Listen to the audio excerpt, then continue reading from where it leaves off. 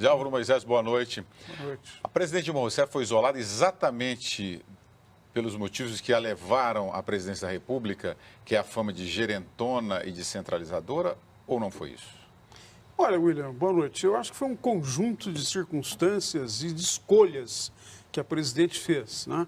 A questão que o Cortella levantou é objeto de uma grande controvérsia, no sentido de que não é apenas legal, mas tendo em vista o desenvolvimento que vem ocorrendo no processo de democratização brasileiro mais recente, eu acho que tem justeza no seguinte aspecto. Na verdade, nós passamos por um processo importante de democratização, avançamos em muitas direções, mas há um aspecto que só mais recentemente vem sendo incorporado na institucionalidade da democracia brasileira, que são os mecanismos de fiscalização e controle, a montagem de um sistema de integridade. E a presidente Dilma, eu acho que está sendo impedida, está sendo, pelo menos temporariamente afastada do exercício da presidência, por ter cometido abusos de poder. Claramente, na minha visão, se configuraram exatamente situações de abuso do poder, envolvidas em decisões que o governo tomou, particularmente no que diz respeito à questão da gestão do orçamento. Às vezes, nós aqui no Brasil ainda não damos a devida importância para a questão do orçamento, que, em última análise, é a grande questão que, nos dias atuais, ocupa o Estado moderno.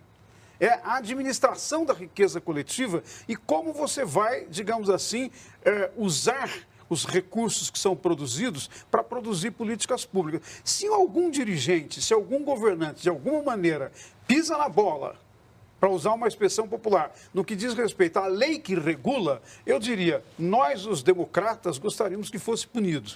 Porque é uma maneira de você, sem ir à violência, sem provocar conflitos que de outra maneira poderiam ser muito mais graves, é de retirar um governante que cometeu um erro dessa natureza. Essa fala do Moisés, ela está correta em várias partes, mas eu queria fazer um acréscimo.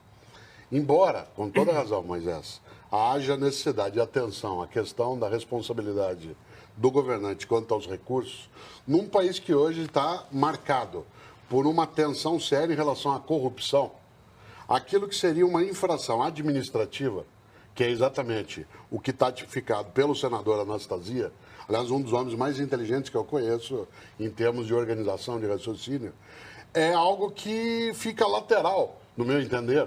Não é que é algo que se deva descartar. Isto é, que o governante ele não seja responsabilizado quando produz um desvio administrativo. Mas não era corrupção, não era um recurso para ela, não era algo exclusivo que ela coloca. Há vários governantes hoje no Brasil, de agora e de antes, com o mesmo tipo de imputação e não se trabalhou nessa direção. Obviamente que os erros anteriores não tornam justo aquilo que agora é feito. Mas se você olha, há vários governantes, inclusive governadores de Estado, que estão com o mesmo tipo de imputação em relação a isso. E está sendo considerado pelos tribunais de contas como apenas um desvio administrativo a ser explicado e reposto.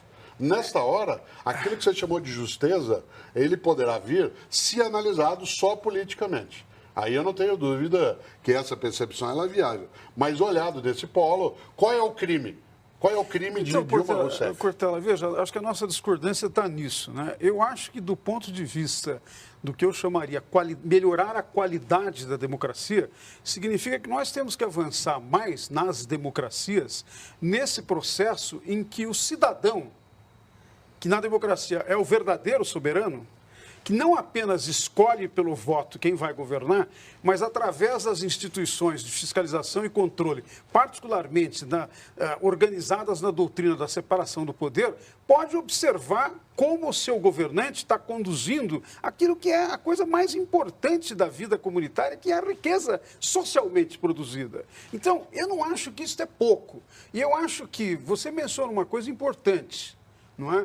Se houve precedente, eu diria o seguinte, qualquer precedência que houve, nós temos que ir atrás. Os organismos judiciais, da Polícia Federal, do Ministério, têm que ir atrás. Agora, em relação aos governadores, eu vejo sempre digamos assim, essa polêmica, né? Não poderia punir a presidente Dilma porque os governadores também estão fazendo. Eu diria o seguinte, puni-la por isso, que é uma coisa que eu considero extremamente importante do ponto de vista da soberania popular, é um primeiro passo para ir atrás de outros que estão cometendo o mesmo erro e que, eventualmente, lamento informar, terão que ser punidos se estão cometendo. Perfeito, se assim for, que o seja com alegria. Agora se nela para, há algo estranho mas veja, em relação ao Cortella, movimento. Veja, eu acho que a nossa divergência não é tão grande nesse sentido. Não é? Não é, estão quase chegando lá. A lei de responsabilidade fiscal tem que ser cumprida a partir de agora. Ter divergências, mas no caso eu acho que não é tão grande. Porque eu diria o seguinte, você aponta uma coisa importante, outros estão cometendo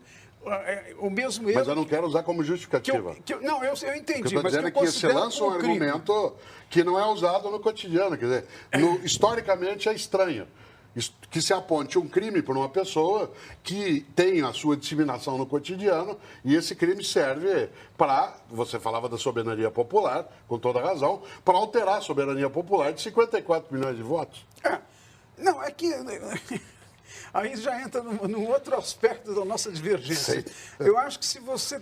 No regime presidencialista... Vamos seguir, que a gente tem muita história para tratar aqui hoje nessa edição histórica. Você sabe que o Jeremy Betting dizia algo que vale para algumas situações dessas que você, o Moisés e eu estamos conversando. Ele dizia, antes eu era só sonho, agora nem durmo. É boa essa.